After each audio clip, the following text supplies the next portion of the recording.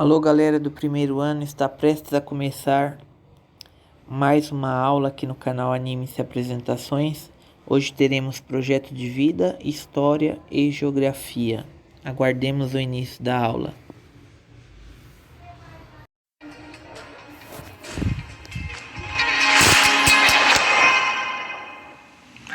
Olá, boa tarde. Meu nome é Caio. Prazer, vou acompanhar vocês hoje, nessa aula de História. Queria agradecer a presença de todos os alunos que estão assistindo a gente pelo aplicativo, pelas plataformas digitais, de uma forma geral. Queria agradecer também a presença dos colegas professores que também estão aqui assistindo com a gente, Antes de começar a aula, eu gostaria de conversar brevemente com vocês, no caso alunos, a respeito de como nós devemos trabalhar nesse momento de ensino à distância, tá? Que nós temos essas aulas pelo aplicativo, pela internet. Então, primeira coisa, pessoal, vocês precisam se organizar, tá? Então, tenham um ambiente limpo, organizado para estudar, de preferência, pessoal, sentados numa cadeira, com uma mesa, tá? Vamos evitar ficar deitados no sofá, tá bom? Vamos evitar ficar deitado na cama, vendo pelo aplicativo. Tem que ficar sentado, porque assim, pessoal, é mais fácil para vocês conseguirem aprender. Outra coisa, pessoal, é muito importante que vocês tirem notas, tá? Anotem os pontos importantes da nossa aula, tá bom? Porque é fundamental para vocês gravarem melhor o conteúdo e também para a gente estar sempre trabalhando a língua materna, o nosso português. Tem muitos alunos que gostam de falar que eles estão muito mais auditivos, do que necessariamente de ficar escrevendo. E eu acho que isso é maravilhoso, você ter essa capacidade. Mas nada impede que você faça as duas coisas, As aulas vão ficar lá depois para vocês verem. Então, se você é auditivo, escute bem a aula, mas depois volte para a aula, tire suas notas, tá bom? É muito importante vocês sempre estarem aí anotando o que é importante da aula, tá bom? Então, postura, e vamos então começar a nossa aula, Nossa aula hoje nós vamos falar sobre o Oriente Próximo, tá bom? O surgimento das primeiras cidades e a civilização egípcia, tá bom? De uma forma geral, gente, nós vamos começar a falar a partir de hoje de como o ser humano começa a se estruturar de forma cada vez mais complexa e organizada, tá? A formação dos primeiros estados. Tá? Então, vamos começar falando aqui a respeito das habilidades que nós vamos trabalhar nessa aula, tá? Vamos trabalhar sobre relacionar a natureza e a organização das sociedades, os processos de formação das instituições sociais, como eles vão se desenvolver, a importância da escrita para o desenvolvimento histórico da humanidade vai ser fundamental para esses povos se desenvolverem. Essas são as principais habilidades que nós vamos trabalhar, mas sempre acabamos interagindo com outras matérias, Vamos então ver qual que é o nosso objetivo da aula. Nosso objetivo é identificar o desenvolvimento e a consolidação dos estados teocráticos. Muito importante isso, pessoal. Marquem aí, estado teocrático, a gente vai falar disso, tá? E o modo de produção asiático. São duas estruturas fundamentais para a gente ver o florescimento das primeiras civilizações, certo? Então vamos começar a nossa aula oficialmente agora, Vamos entrar no nosso conteúdo e vamos começar a falar de um termo que foi criado por um historiador americano, que é a crescente fértil. O que é crescente fértil? O que isso tem a ver com as primeiras civilizações, com as primeiras cidades? Vamos lá. A crescente fértil é um termo que, como eu disse, foi criado por um historiador americano e ela tem esse nome por algumas características próprias. Vamos começar falando da palavra crescente, tá? Quando a gente pegar aí, quando vocês estão em casa, abre o livro, gente, procura aí um mapa, tá? Vocês pegarem e olharem ali a região que vai do Egito, passa ali da região onde fica atualmente Líbano, Israel, chegando até ali a região onde fica a Mesopotâmia, a região do Rio Tigre e Eufrates. Toda essa região, quando a gente passa assim no mapa, fica um desenho que lembra uma meia-lua crescente, E lembra o quê? Uma lua crescente. Então, por isso, do crescente. E o fértil é que são povos que vão estar associados principalmente o quê? Ao desenvolvimento próximo a rios. Então, são povos que vão estar associados aos rios. Isso é importante. Vamos continuar aqui. Vamos dar sequência, vamos falar um pouco mais sobre essa crescente fértil. Como eu falei para vocês, é uma área bem vasta que vai trabalhar a crescente fértil e vão existir algumas civilizações, alguns povos que vão ter características normalmente bem parecidas no seu desenvolvimento dentro dessas regiões. Então a gente pode falar da Mesopotâmia, do Egito, dos fenícios, dos hebreus, poderíamos falar também dos persas, tá? Outros povos também vão se desenvolver próximos a rios, mas não estão próximos aqui da crescente fértil. O que esses povos têm em comum? Vamos ver o que eles vão ter em comum e como isso vai trabalhar com a nossa aula relacionada aí ao Egito. Vamos lá. Esses povos, pessoal, nós podemos chamar eles de sociedades asiáticas, tá? Muito pelo fato deles usarem o quê? Um modo de produção asiático. Gente, modo de produção asiático é um ponto importante. Qual que é a questão, então, da sociedade asiática? É um modelo de organização social, pessoal. Basicamente, eles vão se estruturar de uma forma para conseguir o quê? Melhorar a produção deles. Que produção que é essa? Basicamente, no primeiro momento, de alimentos, e aí, com o passar dos anos, a economia, né, a sociedade se sofisticando, vão aparecendo outras coisas. Mas o grande ponto aqui, a gente está saindo ali do período da pré-história, e a nossa grande luta como espécie dentro do planeta é a sobrevivência. E um dos pontos principais é o quê? A alimentação, tá? Vamos para o segundo tópico ali. São povos que habitavam as margens de grandes rios, tá? Egito, quando a gente fala em Egito, a gente já logo pensa no rio Nilo. Quando a gente fala de Mesopotâmia, temos o rio Tigre, o rio Eufrates, temos outros rios ali também, o rio Jordão. São povos que vão se desenvolver próximos a esses grandes rios. É fundamental a água. A água é para a gente beber, para a gente irrigar as nossas plantações, tá? É um ponto fundamental essa proximidade com a água. Não é à toa também que nós podemos chamar essas civilizações de o quê? De civilizações hidráulicas ou de regadio, porque elas trabalham muito essa questão da questão da irrigação e a utilização da água de uma forma geral. Ponto primordial também é o Estado como responsável pela organização da produção. O Estado ele vai estruturar, ele vai dividir as tarefas, ele vai conferir se essas tarefas estão sendo cumpridas, ele vai fiscalizar e ele vai ordenar o norte dessa produção. Então, precisamos de mais alimentos. E outro ponto importante, que já casa junto com essa função do Estado, é a questão da servidão coletiva, tá? A servidão coletiva ela é uma forma de trabalho temporário nas obras de engenharia e construção civil. Mas o que significa isso? Para o Estado conseguir organizar e otimizar essa produção, né, de alimentos, ele precisa de grandes obras públicas, né? Obras que vão garantir essa produção. Como que ele faz isso? Com o apoio dessa população. Então, uma parte do tempo dessa população, ela vai fazer o quê? Ela vai trabalhar para o Estado, ela vai atuar nas grandes obras públicas, vai construir os canais de irrigação, os diques e outras coisas também, como templos e outros prédios públicos, tá? Então, sociedades asiáticas e modo de produção asiático é um ponto em comum em quase todas aquelas civilizações que a gente falou no slide anterior. E vai ter também a sua atuação dentro da sociedade egípcia, né? Vamos começar então a falar da sociedade egípcia.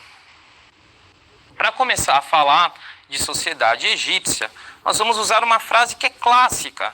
Provavelmente boa parte dos seus pais viram essa frase quando estavam estudando, tá? Eu vi essa frase quando eu estava no colégio, e essa frase casa muito aí com o conteúdo que a gente veio já trabalhando nos outros slides. O Egito é uma dádiva do Nilo. Por mais que seja um clichê, é uma frase ótima para a gente começar a entender o Egito. O que é dádiva, pessoal? Dádiva é um presente, algo bom. Então, a gente não consegue conceber uma sociedade egípcia sem a presença do rio Nilo. Lembra que a gente falou a questão da função da água dentro do desenvolvimento dessas sociedades? Esse é um ponto crucial. Então, a gente não consegue pensar o Egito sem o rio Nilo. Por que a gente não consegue pensar o Egito sem o rio Nilo? Vocês que estão aí em casa, eu recomendo vocês abrirem aquele mapa na internet e olharem a visão de satélite do Egito, tá? Qual que é a questão do Egito? O Egito ele é cercado por desertos, tá? Ele é cercado por um deserto a leste, ele é cercado por desertos a oeste, ele vai ter uma fronteira no sul muito montanhosa, né? Uma região mais montanhosa, próxima à nascente do rio Nilo. Então, o rio Nilo se torna fundamental para o desenvolvimento da vida. Ele vai ser importantíssimo, por isso que o Egito é uma dádiva do Nilo. Aqui a gente tem já o nome atual, né? República Árabe do Egito. Vamos então começar a falar desse Egito, né? E de como ele começa a se estruturar como civilização, como Estado. Para a gente começar a falar do Egito, nós vamos fazer uma breve periodização histórica. É uma divisão em fases, tá? Essas datas elas seguem uma forma mais didática, não necessariamente específica. Ó, chegou no ano tal, acabou isso, começou o outro. Não.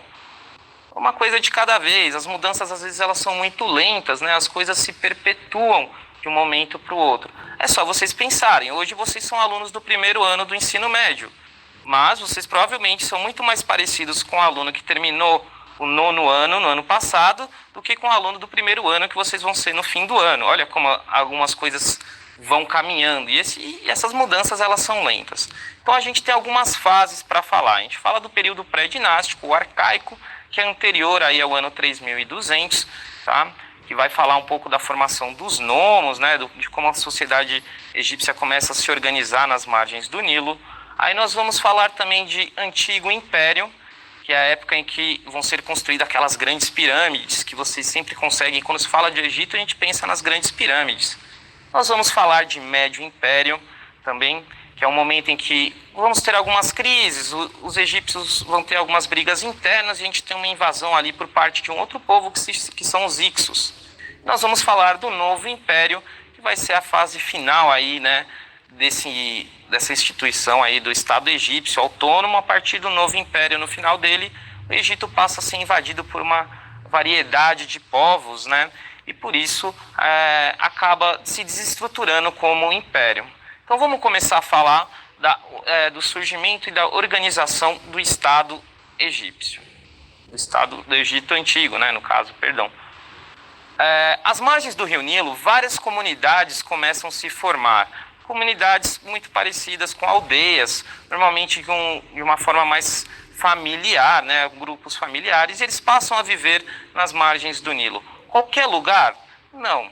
Eles vão procurar normalmente regiões que sejam mais propícias para a agricultura, que sejam de mais fácil desenvolvimento, né, onde eles consigam florescer de uma forma mais tranquila, que as aldeias consigam produzir seus alimentos e crescer. Essas aldeias a gente vai chamar de nomos, né, como diz ali o termo. E os líderes desses nomos vão ser conhecidos como nomarcas. Então a gente vai ter uma série de aldeias que vão ocupar boa parte do Rio Nilo, desde ali da parte mais próxima ao mar Mediterrâneo do delta, até indo para a parte mais alta do Rio Nilo, né? Então vamos dar uma lida aqui. Então a gente tem a formação dos nomos, que é são os agrupamentos humanos que começam a se consolidar de forma sedentária próximo ao Rio Nilo. Acontece que esses nomos eles começam a disputar entre si as terras mais produtivas, as regiões de mais fácil habitação, vira uma questão de debate e de disputa entre esses nomos. Então a gente vai ver formar no Egito dois reinos, o Alto Egito e o Baixo Egito, que são aí como posso dizer, uma junção desses nomos. E o Alto Egito e o Baixo Egito começam a disputar. Só um breve parênteses, Alto Egito, pessoal, vai ficar na região mais para o interior da África, mais afastada do mar Mediterrâneo, enquanto o Baixo Egito vai ficar ali mais próximo ao mar Mediterrâneo, ao delta do Nilo. Então o rio normalmente ele nasce da parte mais alta e vai em direção à região mais baixa, no caso ali a região do mar Mediterrâneo. Esse conflito ele vai ter um tempo de duração e ele vai terminar com a unificação do Egito. O Egito vai se unificar. Vamos então ver quem que é responsável por unificar o Egito nesse momento.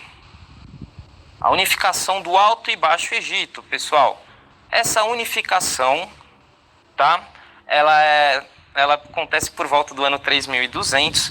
O responsável por unificar o Alto e o Baixo Egito é um cara chamado Menés. No caso aqui é o rei Menés, que ele era rei do Alto Egito, ali da região do Vale do Nilo. E ele vai ser responsável por conquistar o Baixo Egito e assim ele vai unificar os reinos, tá bom? Menes, pessoal, ele vai ser o primeiro faraó que vai aparecer no Egito. Então, toda aquela história do faraó, né, que existe, que aparece em vários filmes, o Menes, ele é o primeiro faraó e ele vai fundar uma dinastia. O que é uma dinastia? Dinastia basicamente é o seguinte: o Menes se torna rei e primeiro faraó. Quem que vai herdar o trono dele? O filho dele e depois o neto dele. Então, uma dinastia significa que vai ser uma sucessão familiar, normalmente do parente mais próximo ou, no caso, o que estiver mais disponível, né? Então, vamos falar um pouco a respeito dessa figura do Menes, tá? Um ponto interessante é que, normalmente, quando a gente tem uma estruturação do Estado, o Estado ele precisa de signos e símbolos de poder. O Menes, ele vai fazer o quê? Ele vai unificar as coroas do Egito. Cada região do Egito, lembra que a gente falou, eram reinos diferentes, tinha uma coroa própria, um símbolo de poder. E ele vai unificar. O Alto Egito utilizava uma coroa branca, o Baixo Egito uma coroa vermelha. Ele vai formar uma coroa que vai ser branca e vermelha, que ele vai poder utilizar, significando o quê? Que ele uniu tudo, um símbolo de poder muito importante para vários povos, uma coroa branca e vermelha, ou vermelha e branca, tá? E fora isso, ele também vai ter uma coroa também específica para quando ele for para a guerra, tá? Ele se torna faraó a partir da guerra, então é uma questão importante. Ele vai ter uma coroa específica para isso, que é uma coroa azul. É bem interessante, gente, vocês conseguem achar imagens bem legais dessas coroas depois aí na internet, na casa de vocês, dá uma olhada, vale muito a pena ver, tá bom? Essa unificação de signos de poder é bem legal. Então, vamos falar um pouco do que vai significar essa questão da formação, né, do Império Egípcio, né, a unificação do Baixo e do Alto Egito, na questão também da figura do faraó. Vou fazer o seguinte agora, eu vou avançar um pouco e vou voltar para esse slide para a gente discutir isso, para a gente entender mais ou menos como que é a estruturação da sociedade egípcia, tá bom? Rapidinho, ó, a gente vai e volta. Eita. Vou correr um pouquinho aqui. Ó, vamos falar então um pouco aqui do Estado e sociedade no Antigo Egito, tá? Vamos fazer uma clássica pirâmide social. Depois a gente volta, eu comento aqueles pontos. O faraó, ele vai estar ali, ó, no topo da pirâmide, tá? Ele significa que ele é o quê? A pessoa mais importante, mais influente de todo o Egito. E como a gente está vendo na pirâmide, quanto mais próximo do topo, vai ser maior a sua importância dentro dessa sociedade. Então o faraó está ali no topo e a gente vai explicar o porquê dele estar ali. Não só pelo fato dele ter unificado as coroas, né? Ele vai ter um apoio muito forte por parte do quê? Dos sacerdotes, do grupo religioso, tá? Isso é fundamental, isso é um ponto importante, gente, presta atenção, hein? Sacerdotes vão ser um apoio fundamental para os faraós. Outro grupo importantíssimo que a gente vai encontrar são os escribas, tá? Os escribas responsáveis ali são funcionários públicos que vão trabalhar na produção de documentos, né? Eles que dominam a arte da escrita, eles vão ser fundamentais. Lembra que a gente começou a aula falando que o Estado vai organizar e otimizar essa produção? Você precisa do quê? Da escrita, você precisa quantificar. Olha quantas coisas são importantes para você conseguir otimizar essa produção, né?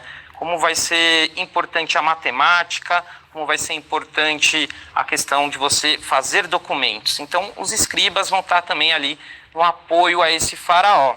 Depois dos escribas, nós podemos também falar do apoio militar. Os militares, eles são de fundamental importância, né? Eles vão ser o braço armado desse faraó. O faraó vai ser o chefe militar supremo. Esses militares, normalmente, vão estar organizados ali pelas descendentes daqueles nomarcas, né? Pelos grupos sociais mais importantes. De uma forma geral, quem está nesse setor da pirâmide social são pessoas que têm uma importância social um pouco mais relevante, né? Tem o seu nascimento aí sendo muito importante, né? A família de onde eles vêm define o papel deles. Vamos ver quem que está nessa base da pirâmide, que também é a maior quantidade de pessoas, né? Outro ponto importante da pirâmide social é isso, né? Quanto maior o tamanho, maior a quantidade. nós vamos ter o pessoal que faz o artesanato, os artesãos. Esse pessoal que faz artesanato é aqueles caras que ficam na praia vendendo brinco de coco? Não, pessoal. Aqui a gente pode pensar numa pessoa ali, ó, num marceneiro, né? Um tecelão, quem trabalha com roupas. Esse tipo de artesanato é um pouco diferente, né, dos dias atuais, né? Hoje o artesanato tem uma outra característica. Outro ponto importante também que a gente tem aqui são os mercadores, os pastores, eles também vão ter a sua importância, né, na transição ali pelo norte e sul do Nilo, lá com mercadorias. Os pastores vão ser responsáveis ali pela criação de animais de pequeno e médio porte, que também são fundamentais para a alimentação, tá? Quem mais? A gente vai ter mais algumas outras pessoas, como pedreiros, pintores, desenhistas, pintores de novo, porque o professor se distraiu, né? Então tem uma série de pessoas importantes dentro desse grupo aqui, mas não tão importantes quanto os dois andares superiores. Depois a gente vai falar um pouco dos camponeses, tá? Que também são fundamentais, vão ter um trabalho ali de fazer agricultura, né, cultivar os campos, eles são bem importantes. Esses carinhas vão ser importantes nas obras públicas, eles vão estar trabalhando ali também. E na base social, na base a gente tem os escravos, tá? Então, de uma forma geral, a parte superior da pirâmide é a organização política e administrativa dos habitantes de um território. Falamos da pirâmide, agora eu vou voltar naquele slide lá, falando do Menes, tá? Só um segundinho, gente. Aqui, ó, o Estado teocrático. Eu falei para vocês que o Menes, ele é o faraó e ele está no topo da pirâmide. Mas por que ele está nesse topo da pirâmide? Por que ele é tão importante? O faraó, gente, ele é considerado um deus vivo, tá? Ele é considerado filho do sol, de Amon-Ra. Ele é a encarnação de Horus, o deus falcão. Então, esse faraó, ele tem poderes divinos. Tanto que para os egípcios, tá aí, ó, eles consideravam que a felicidade dependia do faraó, porque esse cara, ele é filho de Ra, tá?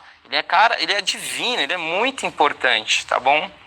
E tudo vai girar em torno dele, tá bom? Ele vai comandar os exércitos, como eu falei para vocês, a justiça, ele organiza as atividades econômicas, tá bom? De uma forma geral, se a gente for comparar o faraó com os tempos de hoje, o faraó ele concentra nas mãos dele o poder executivo, o poder legislativo, o judiciário. Vocês lembram cada um desses poderes? Os governadores, prefeitos, presidentes, né? O legislativo a gente pode falar dos vereadores, deputados, senadores. O judiciário a gente vai falar dos juízes, né? Bom, então ele tem, ó, executivo, legislativo, judiciário, ele vai ter o poder militar, ele vai ter o poder religioso, porque ele é filho de Ra, ele é a encarnação de Horus, tá? E ele também vai definir os direcionamentos da economia. Ele é um cara que tem muito poder, por isso ele está no topo dessa pirâmide, tá? E, bom, ele vai ostentar não só a sua coroa como um símbolo de poder, mas ele também vai ter um cetro. Pessoal, lembra que a gente começou a aula ali falando de servidão coletiva, que eu falei para vocês que o camponês, que a pessoa que morava lá na terra ia trabalhar para esse Estado? Por que ele trabalha para esse Estado? Porque ele não está trabalhando para qualquer pessoa, não é um político qualquer, não é um governante qualquer. Ele está trabalhando para o filho do Deus Ra. Ele está trabalhando para um Deus vivo. Isso é muito importante para ele. Ele vê isso daí também como um papel fundamental dentro da sociedade. Ele faz questão de ajudar esse faraó. Então, por isso que a gente fala de servidão coletiva, tá? Então, em determinados momentos no Egito, por exemplo, quando os camponeses não podem trabalhar na lavoura, né, quando eles estão esperando ali, eles vão ajudar nessas obras públicas, nos canais de irrigação, na construção de templos, tá? Isso é muito importante. E, bom, para a gente fechar essa parte aqui e dar sequência, eu queria falar com vocês a respeito do título do slide, Estado teocrático. Estado, governo, o que quer dizer teocrático, pessoal? Teocrático, tá? Uma coisa que a gente pode fazer nesse primeiro momento é trabalhar aqui com o estudo das palavras, né? O pessoal de linguagens faz muito isso, mas isso serve para várias coisas, gente. É uma habilidade fundamental. Então, quando eu falo teocrático, vamos dividir em duas partes. A primeira parte, tel. O que lembra tel? Ah, tel lembra meu tio, meu avô. Não, gente, tel aqui a gente está falando do quê? A gente está falando de Deus, quem vai se tornar, por exemplo, um religioso, ele tem que estudar o quê? Teologia, tá? Então, quando a gente vê esse prefixo aí, tel, nós estamos falando de Deus. E crático, governo. Então, é um estado em que o poder, tanto político quanto religioso, estão juntos na mão da figura do faraó. Lembra que eu falei para vocês que ele acumula uma série de poderes? Esse é o estado teocrático, tá? Então, o governante, considerado aí uma encarnação de um Deus vivo, filho de Ra, tá?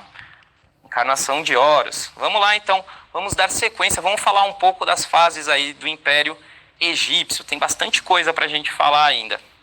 Então, ó, o primeiro momento, como falamos aí no começo da aula, é o Antigo Império, né?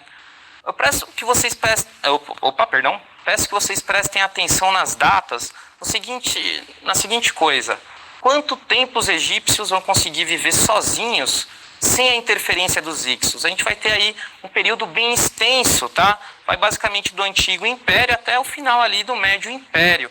Por que isso acontece? Lembra que a gente começou falando da importância do Nilo, que ele está cercado de desertos? Essa região, esses desertos, né, essas fronteiras naturais, elas vão impedir o contato de vários povos com os egípcios.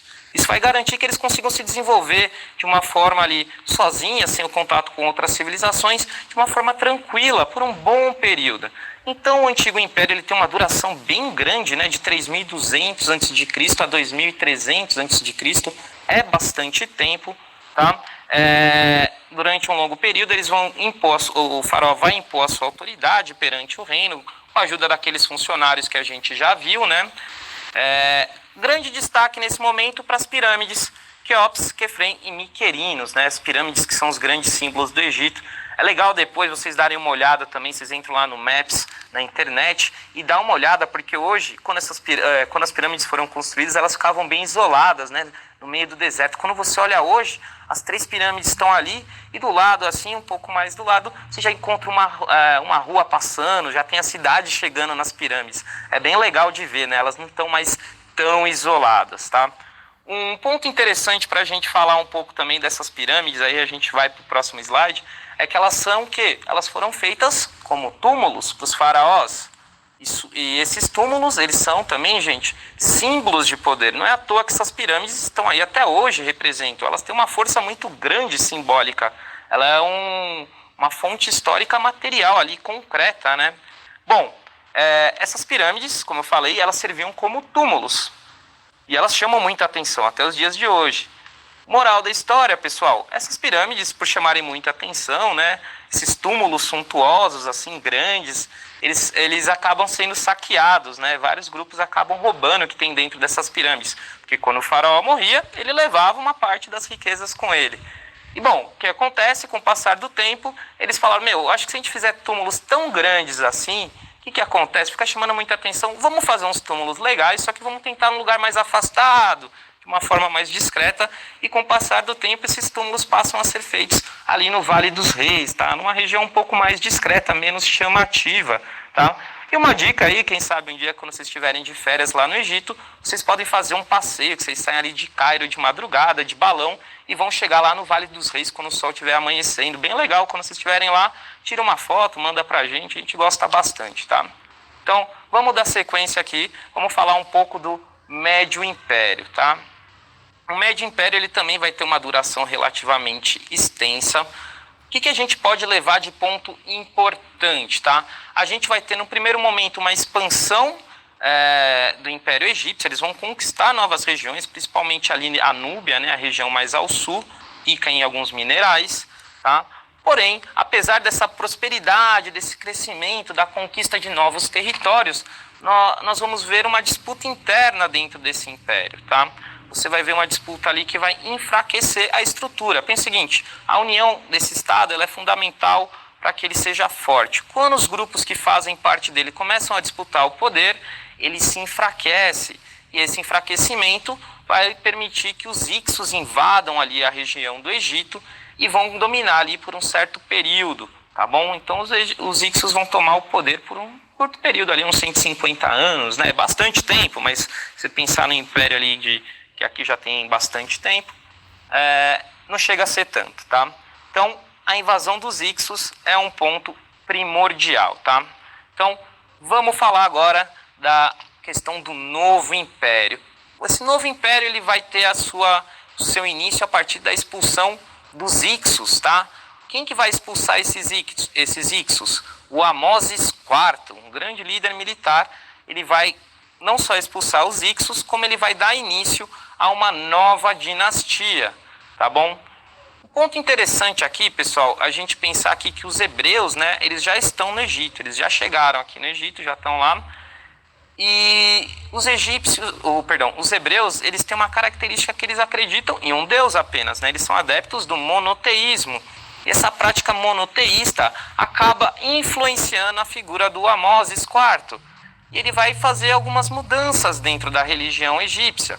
Os egípcios, como a gente vai ver logo mais, eles acreditavam em vários deuses diversos. Eles eram politeístas, que é diferente de mono. Poli e vários, mono um. Olha o estudo das palavras de novo. Bom, o Amoses IV ele vai tentar acabar com o politeísmo, implantar um monoteísmo. Por que ele faz isso, né? Por que ele vai tomar essa decisão? Um ponto importante dessa decisão tem a ver justamente com a questão de enfraquecer esses grupos que estavam abaixo do faraó. Os sacerdotes tinham muita força. Caio, o sacerdote é filho de Ra, ele não precisa de ninguém. Ele de fato é filho de Ra. Mas quem vai fazer essa transmissão do conhecimento, da fala dos deuses para a população, quem que são? São os sacerdotes, não o faraó, que é filho de Ra, que é a encarnação do Horus. Quando Amoses IV tenta implantar o monoteísmo, ele tenta justamente enfraquecer esses carinhas aí que tinham bastante poder na sociedade egípcia. Ele não só vai tentar mudar a religião, como ele vai tentar mudar também a capital do Egito, né, para outra cidade. Ele vai ser mal sucedido, tá? Ele acaba não conseguindo impor essas mudanças, ele acaba morrendo e após sua morte, Tutankhamon ele vai reestabelecer o politeísmo, né, a religião antiga e tradicional dos egípcios, tá bom? E bom, outro ponto interessante aqui é a gente entender que as conquistas militares vão ter um momento de expansão novamente. Aqui a gente vai ver também a fuga dos hebreus do Egito, né? Lembra daquele filme lá, O Príncipe do Egito? Bem legal o filme, vale a pena ver, uma animação bacana, já antiga, mas bacana. Os hebreus vão fugir, né? O Ramsés vai ter aquela briga, né, do Moisés, né, liderando o pessoal. Tá? A briga triste, né? Os dois irmãos, mas Moisés lidera os hebreus para fora do Egito. E Ramsés II vai conseguir derrotar mais alguns povos asiáticos, como os hititas, tá? E o novo império ele vai ter mais um tempo de duração. Posteriormente ele acaba sendo invadido por outros povos, né? A gente pode pensar aí nos macedônios, mais para frente a gente pode pensar também nos romanos. E aí o Egito ele para de ter a sua autonomia, né, como Estado independente, e ele passa também a estar ligado a esses outros grupos, como eu falei, os macedônios, né, na figura do Alexandre o Grande, né, Roma, né, tem várias histórias legais de Roma, a gente vai ver mais para frente aí dentro do nosso conteúdo, tá bom? Então, vamos falar mais um pouco do Egito, algumas outras características que ficaram faltando, tá? Vamos lá. Eu queria falar com vocês um pouco da organização econômica do Egito, tá? Um ponto fundamental dessa organização econômica é a agricultura. Eles vão ter a agricultura como base fundamental, como pedra sólida ali, estrutural da sociedade. Lembra, a gente falou, os nomos vão viver próximo ao rio porque eles precisam da agricultura, né? As sociedades de regadio, hidráulicas, próximos ao rio. O que eles vão produzir? Trigo, cevada, legumes, uvas, tá? Mais uma variedade. Eu pus algumas opções aqui, mas deve ter mais uma boa variedade de opções que vão ser plantadas ali pela agricultura egípcia. Outro ponto importante da organização econômica é a criação de animais, tá? De pequeno e médio porte, bois, cabras, patos, cabritos, entre outros, né? Animais que vão servir para várias coisas, né? Mineração de ouro, pedras preciosas, do cobre, tá? Uma série de produtos também que vão ser interessantes na economia egípcia. E o comércio de artigos de luxo, que ele vai ser basicamente fundado na troca. Tá? Não existia necessariamente ali um dinheiro, era muito mais a partir das trocas. Por isso que as pedras preciosas têm uma importância bem grande para a sociedade egípcia, né? Vamos falar mais algumas coisinhas interessantes do Egito. Como a gente já falou para vocês Nós temos a escrita egípcia. A gente tem duas escritas básicas que a gente pode falar, os hieroglifos, né, que são aqueles desenhos diferentes, e a demótica, que vai ser uma escrita para um uso mais comum, né? Tá bem resumidinho aí, ó. O hieroglifo ele vai ter uma função ali nos documentos oficiais do Estado, tá? O uso religioso. Então lembra que a gente falou dos túmulos dos faraós que tinham lá as pirâmides no Vale dos Reis? O que acontece? Eles escreviam nas pedras, né, na parede, vários símbolos ali contando a história do faraó, né, falando dos deuses, e aquilo ali ficava. Por isso que é um uso religioso, tá? Como que a gente aprendeu a respeito dessas linguagens? Nós aprendemos basicamente a partir da Pedra de Roseta, tá? A Pedra de Roseta é um ponto interessante. Lembra que eu falei para vocês que no final ali o Egito passa a ser ocupado por vários povos diferentes, tá? Isso vai ser uma constante por um longo período. E a Pedra de Roseta ela vai ser encontrada lá no século XIX, né? Você vai ter lá um soldado francês caminhando, Champollion, e ele vai parar assim, ele está andando, de repente ele acha lá uma pedra com um monte de coisa escrita. Aí ele para, fica olhando para a pedra, ele fala, poxa, tem uns desenhos estranhos aqui, uns desenhos estranhos aqui. Opa, isso aqui é grego. E olha lá, tem uma parte escrita em grego. A partir disso, a gente consegue começar a traduzir, tá? Essas línguas, essa escrita egípcia, porque a gente tem a parte escrita em grego, então a gente consegue levar o significado a esses outros símbolos. Então a Pedra de Roseta, só em 1822, tá? Muito tempo depois, que a gente vai começar a aprender e descobrir o que os egípcios escreviam, tá bom? Vamos falar um pouco de religião. A gente já falou brevemente ali quando eu comentei um pouco do Amoses e do Moisés, né? Nós vamos falar aqui para vocês que os egípcios eles são politeístas, eles acreditam que em vários deuses, tá? Eles têm uma variedade enorme de deuses. Outro ponto importante, ó, lembra, sempre trabalhando com as palavras, tá? Antropomórficos, que esses deuses eram antropomórficos. Aqui do lado está escrito, ó, deuses com forma humanas. Mas vamos ler essa palavra, vamos trabalhar ela. Antropo, homem, mórfico, forma. Importante estudar essas palavras, tá? E eles também tinham deuses que eram antropozoomórficos. Olha que palavra complexa, né? Deuses com forma humana e animal. Vamos discutir a palavra de novo. Antropo, homem. Zoo é o quê? É animal, de zoológico. E mórfico, forma, tá? Então, deuses com forma humana e animal. Outro ponto também nós vamos ver aqui, ó, que os deuses tinham virtudes e defeitos, tá? Eles vão ser representações um pouco das características humanas. E um ponto fundamental que a gente vai falar aqui é a questão da vida pós-morte, tá bom? A vida pós-morte é um ponto fundamental da religião egípcia e nessa estruturação social. O retorno da alma ao corpo. Vamos falar um pouco disso aqui, ó. Falar de como os egípcios eles desenvolvem algumas ciências que estão todas interligadas, medicina e anatomia, tá? Eles vão desenvolver medicina e anatomia justamente para fazer o quê? A mumificação. Se eles acreditam na vida após a morte, o faraó, quando ele voltar ali, que ele morreu e ele vai voltar para o corpo dele, ele precisa achar um corpo inteiro. E o que é essa mumificação? É só enrolar o carinha lá nas faixas e ver o que acontece? Não. A mumificação, para ela dar certo, para o corpo ser bem conservado, eu preciso retirar uma série de órgãos que estão dentro das pessoas. Porque, por mais que eu morra, a gente tem um monte de bactérias e micro-organismos que estão vivos aqui dentro da gente. Então, eu morri, esses bichinhos estão vivos e eles vão começar a produzir gases, né? Então, isso pode gerar, por exemplo, uma explosão aqui, né? Vai encher de gases, uma hora o gás tem que sair. Então, o que eles faziam? Eles retiravam esses órgãos todos. Então eles pegam uma faca e rasgam o cara no meio? Também não. O faraó não pode voltar num corpo rasgado no meio. Tem que ter um corpo bonitinho. Ele é o faraó. Então tem que aprender a tirar esses órgãos sem estragar, né? Sem danificar o corpo do faraó.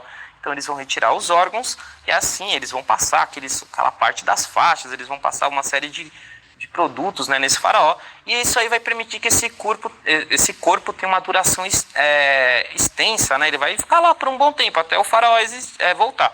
Tem múmia esperando o faraó até hoje. Então, dessa forma, eles vão desenvolver de uma forma bacana a medicina, né? Eles vão aprender muito do corpo humano, né? E eles vão aprender muito de anatomia. isso vai ser fundamental. Eles vão ter, você tem provas até de pequenas cirurgias, né, mais complexas assim, que foram feitas pelos egípcios, né, nessa época daí, tá bom? Vamos falar de mais algumas coisinhas, nossa aula já deve estar quase no fim, estamos na reta final, tá bom? Outras coisas que vão ser bem desenvolvidas pelos egípcios, a questão da astronomia, tá? Astronomia é um ponto importante e fundamental para vários povos. Por que ela é importante? Eu consigo racionalizar a contagem do tempo, tá? Então os egípcios eles vão fazer um calendário composto por 12 meses e 30 dias, tá? Perdão, 12 meses com 30 dias cada um deles, tá bom? Por que isso vai ser importante para uma civilização, para um povo? Porque a partir daí eu consigo saber, por exemplo, qual que é a época de chuvas, qual que é a época certa para eu plantar, qual que é a época certa para eu colher, tá? Permite que eu me organize de uma forma melhor, tá bom? Então, a astronomia vai ser fundamental. A matemática, eu acho que dentro de tudo que a gente falou do começo da aula até agora, fica bem explícito a importância dessa matemática, né? Ela vai permitir eu contabilizar a produção de alimentos, ela vai permitir que eu faça grandes obras de engenharia. Eu não consigo fazer uma construção sem conhecimentos de matemática, tá? Vai me permitir, por exemplo, desenvolver a própria astronomia. São ciências que estão sempre vinculadas umas às outras. E a questão também do desenvolvimento da engenharia, tá? Que vai ser fundamental para a construção das pirâmides, dos diques, né? Aquelas barreiras que vão conter a água, dos canais de irrigação e das obras públicas de uma forma geral, tá? Dessa forma, pessoal, eu gostaria de retomar só alguns pontos, né? Fechamos aqui o conteúdo do Egito. Nós poderíamos fazer bem mais aulas, né? Podia fazer uma aula só falando da religião egípcia, mas os pontos importantes aqui, fundamentais, que a gente pode levar e que é legal o Estado teocrático, a importância desse Estado teocrático na organização, a importância da servidão coletiva, tá? A questão da crescente fértil, que é uma característica dos egípcios, mas vai aparecer em outros povos, né? Esse desenvolvimento próximo aos rios, né? Essas sociedades asiáticas e hidráulicas, tá? Isso é muito importante, tá bom, gente? Outros detalhes, a gente poderia falar. O Egito é maravilhoso para estudar, a gente poderia ter 10 aulas de Egito, eu adoraria ficar aqui falando com vocês a respeito disso, tá bom? De uma forma geral, pessoal, esses são os pontos mais importantes, tá? Dominando esses pontos, vocês conseguem, por exemplo, responder questões às vezes que falam nos vestibulares, que vão falar da Mesopotâmia, tá? Que vão falar de outros povos, sempre sabendo esses conceitos básicos. As sociedades que vão se criar próximos aos rios, a questão do Estado teocrático, a questão da servidão coletiva, tá, gente? Isso é muito importante, tá? Eu espero muito que vocês tenham gostado dessa aula. Eu estava um pouco nervoso, né, de estar aqui com vocês nessa primeira vez.